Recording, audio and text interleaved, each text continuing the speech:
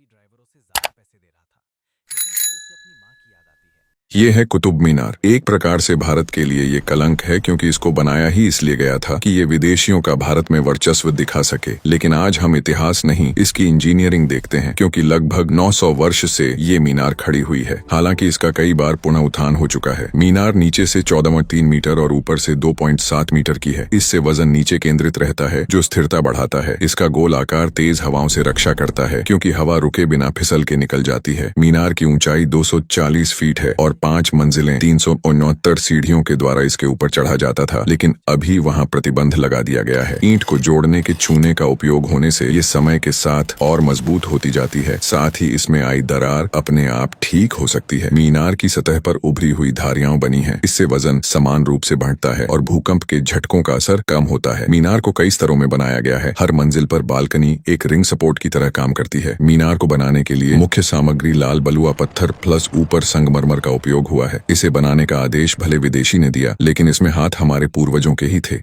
लाल किला, जिसका निर्माण लाल बलुआ पत्थर से हुआ है। क्या आप जानते हैं कि इसमें उपयोग हुआ हजारों टन पत्थर राजस्थान से लाया गया था, वो भी हाथी, बैलगाड़ी और नावों का उपयोग करके। निर्माण यमुना के किनारे करना था, जहां जमीन काफी रेतीली होने से किला धंस सकता है। इसके सॉल्यूशन में पहले तो बहुत गहरी नींव खोदी गई और फिर पत्थर, चूना एवं गुड़ से मजबूत बेस बनाया गया। नदी किनारे होने से यहाँ बाढ़ का भी खतरा था, इसलिए बेस को काफी ऊपर उठा के मजबूत घाट बनाए गए। किले को बनाने वाले अधिकतर कारीगर भी राजस्थान और गुजरात के ही थे। सामान्य तौर पे किला या तो मजबूत होता है या सजावटी, लेकिन इसमें बाहर लाल पत्थर से मजबूती बनाई गई और भीतर सफेद संगमरमर से महल। अब समझते हैं किले की सबसे इंटरेस्टिंग वाटर टेक्निक को। एक ऐसी नहर जिसके माध्यम से पूरे किले में पानी बहता था, लेकिन किला ऊपर था और नदी नीचे। तो सबसे पहले एक रहट से पानी को नदी से उठा के किले की ओर बढ़ाया जाता, कहीं ओवरफ्लो न हो और पानी बहता रहे। इसलिए बहुत बारीकी से स्मूथ ढलान बनाई गई। पानी किले में पहुंच के पूरी जगह के टेम्परेचर को ठंडा करता था। इसकी दीवारें लगभग 2-3 परतों में बनी हैं, जिसके बाहर लाल पत्थर और भीतर ईंट तथा चूने का उपयोग हुआ है।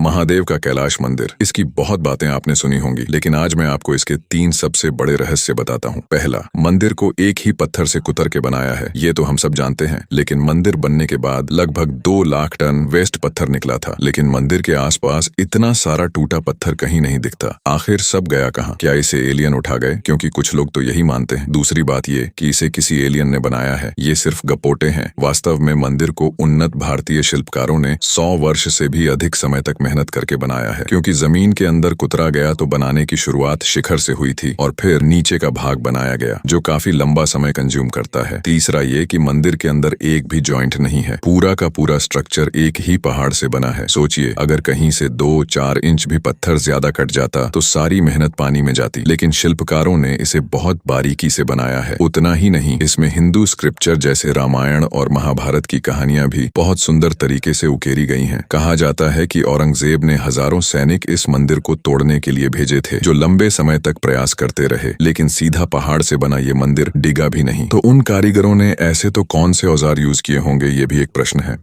लगभग 1800 साल पहले बना यह बांध कावेरी नदी के पानी को मोड़ने के लिए बनाया गया था। कल्लनई बांध को इस तरह डिजाइन किया गया कि उसका पानी सीधा खेतों में जाता है। चोल वंश के महान राजा करिकाला चोला ने इसे विशाल पत्थरों से बनाया था, जो पानी को रोकता नहीं बल्कि मोड़कर तमिलनाडु की सिंचाई के लिए उपयोग होता है। इस सिस्टम ने तमिलनाडु को सदियों से उपजाऊ कृषि भूमि बनाया है और आज भी इसका पूर्ण उपयोग होता है। 329 मीटर लंबा और 20 मीटर चौड़ा यह बांध हजारों एकड़ भूमि को सिंचित करता है। नदी का तल जहां पत्थरीला था और बहाव भी थोड़ा शांत था, उसी को बांध के लिए परफेक्ट स्थान चुना गया। जब काम शुरू हुआ तो पानी को अस्थायी रूप से दूसरी दिशा में मोड़ा गया और फिर सूखे हिस्से में काम शुरू किया गया, जिसे कॉफर डैम टेक्निक कहा जाता है। इसमें सीमेंट का उपयोग नहीं हुआ, क्योंकि पत्थरों का वजन और संतुलन ही मजबूती देता था। बांध बनने के बाद नहरें बनाई गईं, जो कावेरी के पानी को खेतों तक ले जाती हैं। 1800 साल में कई बाढ़ आई होंगी, लेकिन यह नहीं गिरा, क्योंकि बांध